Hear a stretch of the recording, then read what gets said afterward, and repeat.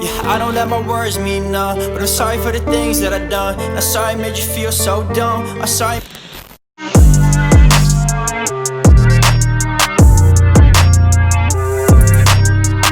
Yo, welcome back to the channel. It's been a minute since I posted a video on here. Been a minute since I've released a song. The last song I released, it was Vibe.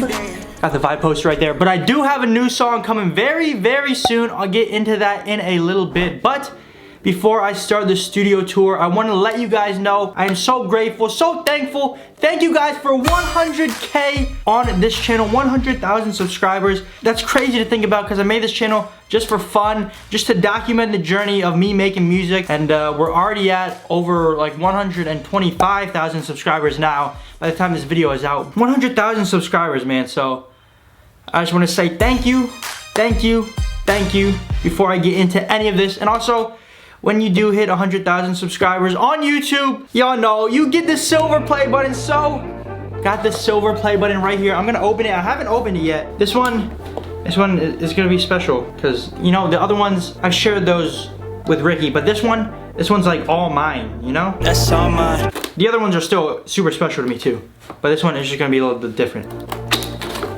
Here we go, folks. The unboxing of the silver play button. This is not it. I thought it was. Also not it. Okay, they sent me a little piece of paper. I'm gonna read the piece of paper.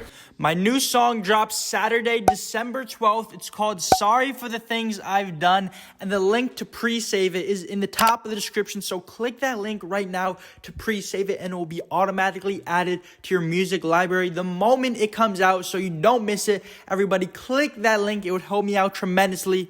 But with that being said, back to your regularly scheduled program.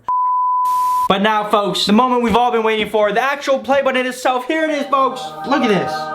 Wow, man.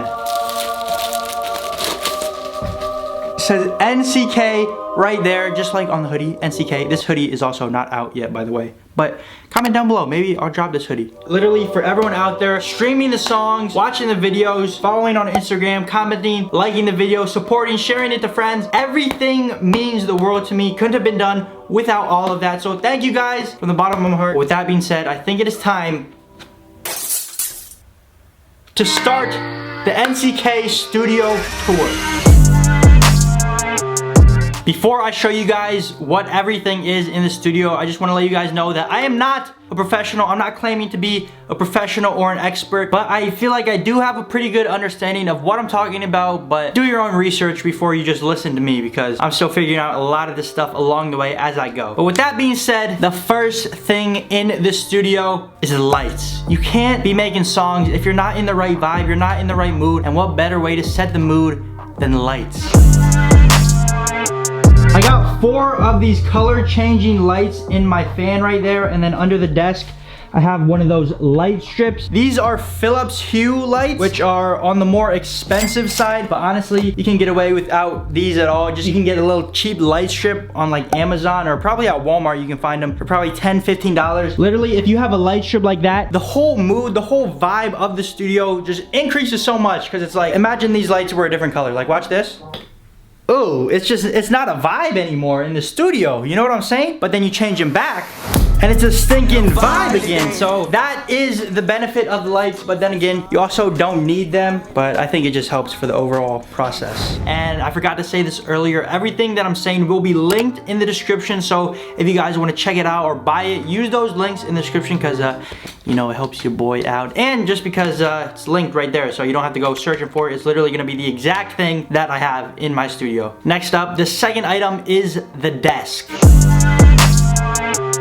This is the desk I have. Pretty standard desk, just a desk like that, and then it has a little upper shelf so I can put the speakers on and the monitor. But it is a standing desk, so you can actually make it go higher or lower, depending on if you want to stand or not. Apparently standing is supposed to be good for you, but most of the time I'm sitting. But when I'm recording, I be standing because I like to stand at the mic, and then instead of crouching down all the way down low to hit record again, I normally just record right here, walk over. I can do it while I'm standing up, so that is one of the benefits, but you don't have to have a standing desk. It's just a nice little bonus if you want it. Next up on the list is the monitor.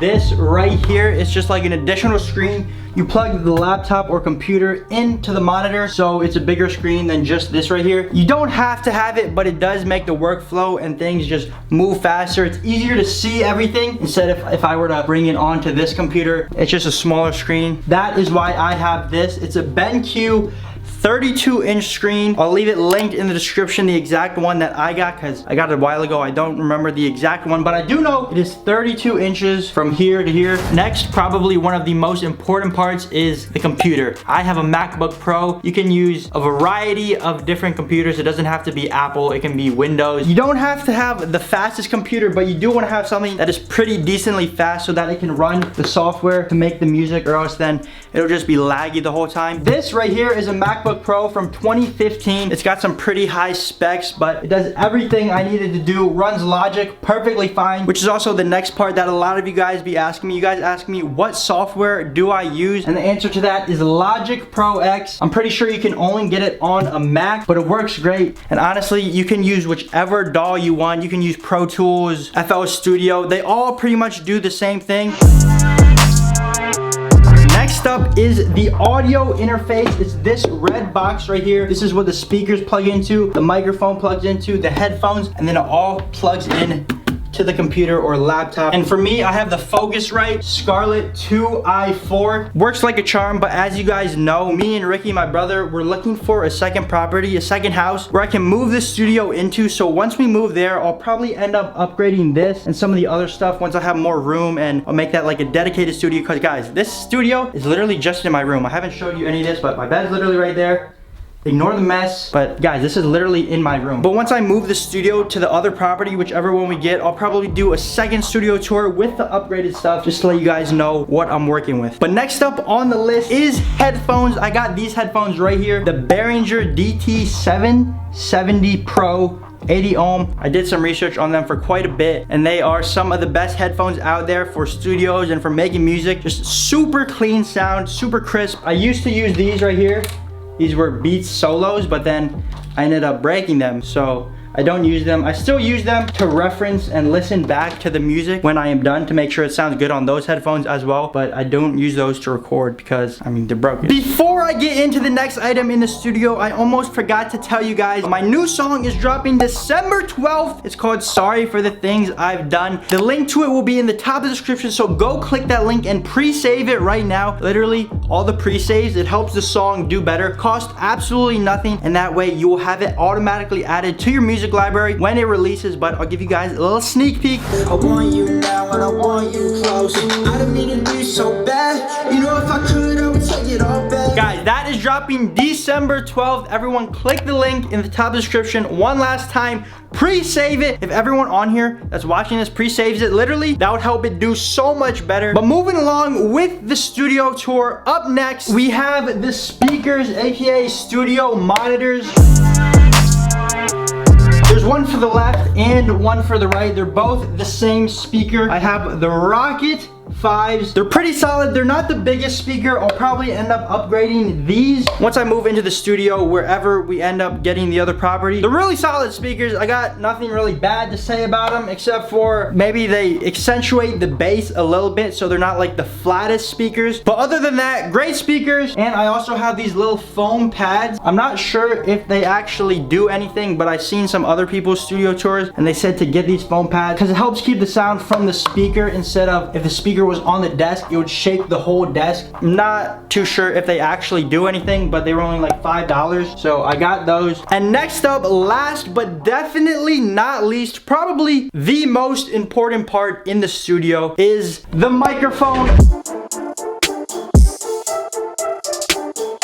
I got this microphone right here. It is the Rode NT1. Very solid microphone for the price. Very flat sounding, so in the mix you can have a lot of different directions you can go with it. Came with this pop filter too. Most microphones do not come with a pop filter like this, so if you do get a different microphone, definitely get a pop filter, because if you don't get one, then all the puh and the T sounds, those sound really bad when you're recording. You could have the best microphone, but without a pop filter, it's just gonna hurt your microphone. And also, if you're gonna have a microphone in your studio, you're gonna need a stand for it. I have this stand right here, but it's actually not meant for a microphone. It was meant for a camera light, but I just took the light off of the stand and put this thing on it instead. So honestly, I would just go on Amazon, do your own research, and find a good stand. And you probably noticed, what is this thing around the microphone? It's called an isolation shield. As you can see, there's foam right here. So when you're wrapping into the microphone, it absorbs some of the sound so it doesn't bounce back, hit the wall, and then bounce back into the microphone. I'm not sure how much it actually does, but it was about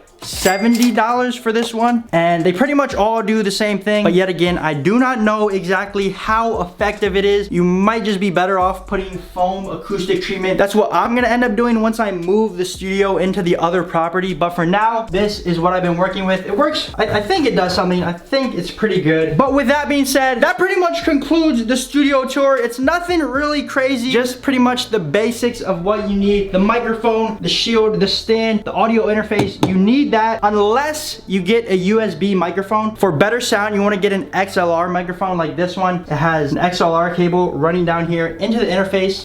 This thing plugs into the computer, and then that is how you get your sound and everything. You'll probably end up having to get a few cables to connect to your audio interface depending on what speakers you got. I have these 1/4-inch TRS cables, as you can see. That plugs into the back of the speaker. And then for the headphones, you will probably also need one of these bad boys. It is a 1/4-inch to 3.5 millimeter little headphone jack. So it converts the little headphone jack that you use to plug into your phone into a bigger one like this. This is what I have right here for the headphones. So as you can see, this is what the actual headphone jack looks like. It's a normal 3.5 millimeter. But then if you take this out, this is the adapter, so it just goes in like that. You'll probably need a few things like that, depending on what you get. I can say everything in here that I use is very solid. Honestly, every song that me and Ricky, either of us, have put out has been made using this equipment. The new song that I have releasing was made using this equipment, so it's very solid, and it's pretty much professional quality. It's crazy the quality that you can get nowadays. You don't need a big fancy studio to get a good sound nowadays. This is literally all you need. And then a good engineer to do your mix and master.